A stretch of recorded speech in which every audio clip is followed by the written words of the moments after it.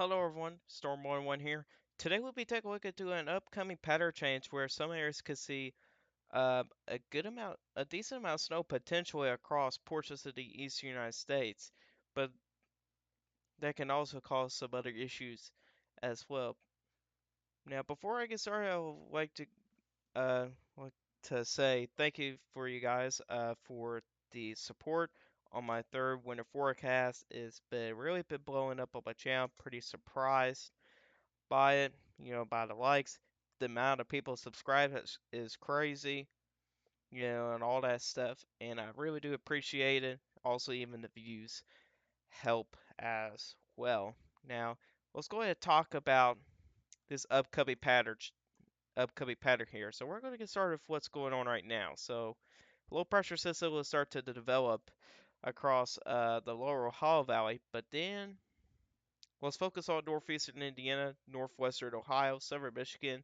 Some of you guys could see a decent amount of snow, which snowfall amounts could be up to 5 inches or maybe 6 inches potentially.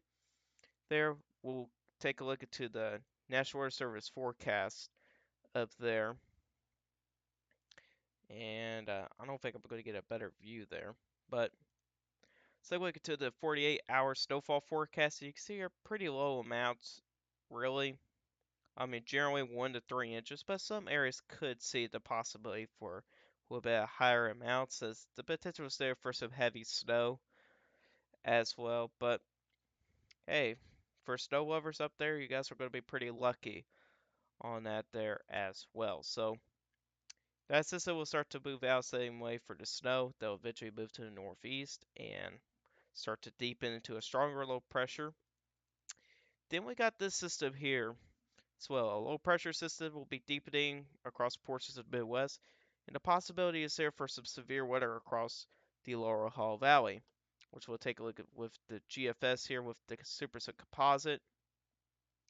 Now, I think the more conditional threat for severe weather will be back across the plains around Tuesday, especially across Oklahoma. You can see there we got a level of a 3 for the superset composites. That means the conditions are a little bit favorable for some supercells, but we got a cap going on, so probably the chances for severe weather back in the plains is low.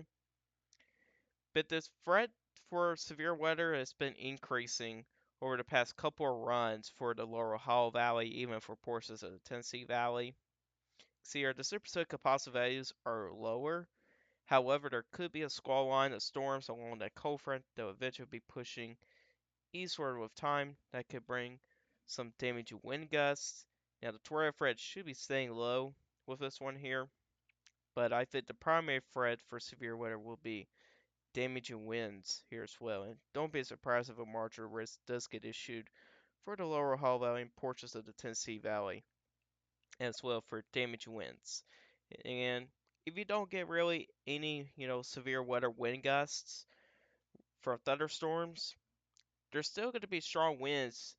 Non-thunderstorm winds will be likely to be going across southern Indiana, eventually in Kentucky and Tennessee, which we'll take a look to the European model with this here. You can see here there's that system that brings uh, snow across portions of Ohio, Indiana, Michigan. And here's this system up here, this upcoming system right here. If we take a look at the wind gusts here, generally in the lower Ohio Valley region, we can see some decently strong wind gusts up to 50 miles an hour for for uh, for a good chunk of people, and it seems like it increases as it gets into Kentucky and Tennessee there as well. But the models have overdone the wind gust on the last event, so these models here are probably overdoing just a little bit on this one. And the GFS is an outlier. It's a little bit too progressive, but showing similar wind gusts with this one here as well, with some of the strongest wind gusts probably around the lower Hall Valley region, eventually into central Kentucky there as well. So that's that system there. And then we'll kind of get a dry stretch. And here's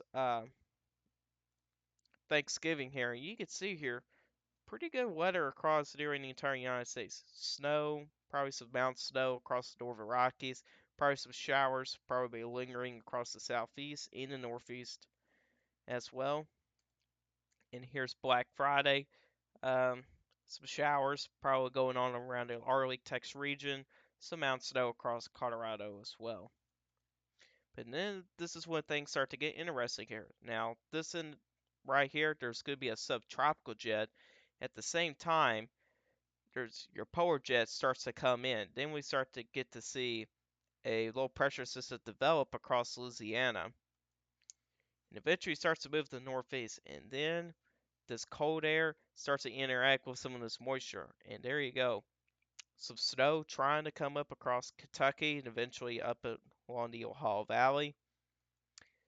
Snow could be a little bit heavy at times, but you can see here the snow really starts to really come down when it eventually gets to the northeast. But keep in mind, this is 10 days out, so things could change.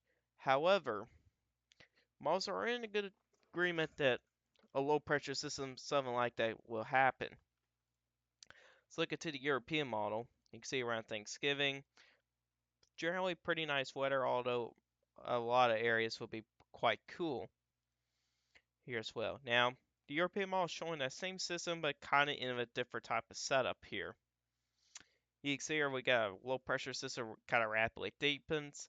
With this scenario here, you get strong wind gusts again. And then kind of getting towards the end of the run here, you can see here, yeah, strong winds across the mid-Atlantic.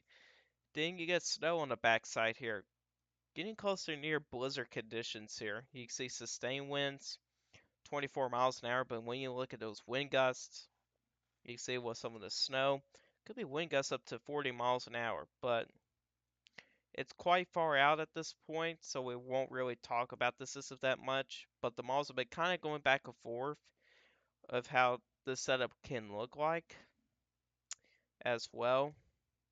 And this is the GFS again. Again, the GFS model's been quite progressive with this. Actually, doesn't really show it at all. Using this site here, but see here's the GFS model there, and you can see there again could become a big winter storm there. And if we look into the Canadian model with this here, kind of towards the end around, pretty similar to what the European model is showing. Could be near blizzard conditions on the backside of this low here. So this will be definitely something we're going to keep an eye on very closely here, since the models are in a good agreement that low pressure will likely be developing around this time frame, but we just don't know the intensity and also the placement of really everything with this system here as well. So we'll be watching this system here very closely here. And the models have been kind of really been consistent with this system here, kind of developing here, bring a potential winter storm for some regions there as well. But we'll be monitoring the system here pretty closely as well. And why not kind of go beyond the GFS model here? And really doesn't show much of anything. That's what we call, La La Land here, where the models kind of go crazy and stuff like that as well, and stuff kind of gets very inaccurate there as well. But for the general pattern here, there's going to be a winter type of setup, probably down around the 10-day period. The better chance for some winter weather could be across, the Ohio Valley, the Great Lakes, and the Midwest. There is the area of focus at this point here, but we'll see how things kind of go on over the next several days to see what the models are going to be trending towards as well. But anyways, guys, this is Arc for you guys today. Hope you guys did enjoy this video. If you guys like this video, hit that like button. If you really do like my channel, hit the subscribe button. Hit the bell notification so you never miss an upload. If you guys have questions about this, you can put in the comment section down below. I'll answer you guys' questions. I'll see you guys in the next one. Goodbye.